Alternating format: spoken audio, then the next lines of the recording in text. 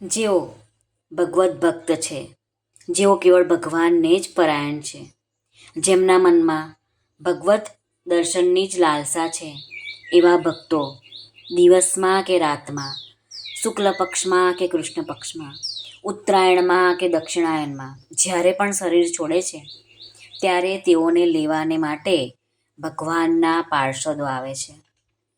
પાર્ષદોની સાથે તેઓ સીધા ભગવદ્ ધામમાં પહોંચી જાય છે.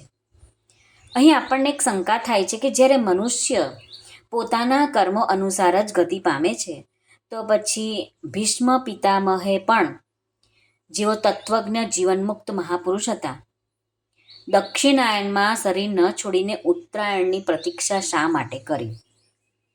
તો સ્વામી રામસુખદાસજી એનું સમાધાન કરે છે અને કહે છે કે ભીષ્મજી ભગવદ્ ધામમાં નહોતા ગયા. તેઓ ધ્યો નામના વસુ એટલે કે આજાન દેવતા હતા, જેઓ શાપને કારણે મૃત્યુલોકમાં આવ્યા હતા. આથી તેમને દેવલોકમાં જવાનું હતું. દક્ષિણાયનને સમયે દેવલોકમાં રાત રહે છે અને તેના દરવાજા બંધ રહે છે.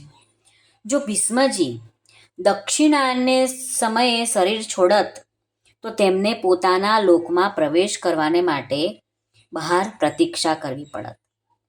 તેઓ ઈચ્છા મૃત્યુ તો હતા જ.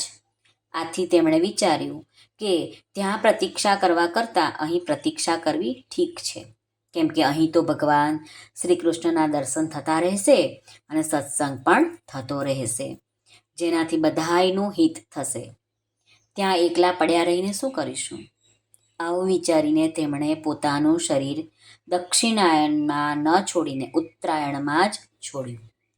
આ કહી દક્ષિણાયનમાં જનાર અને ઉત્તરાયણમાં જનાર યોગીઓ વિશે, કે જે ભક્ત ભગવાનને પરાયણ હોય છે તેની કેવી ગતિ થાય છે, તેનું દ્રષ્ટાંત સ્વામી રામસુખદાસજી ભીષ્મ પિતામહના રૂપમાં આપે છે.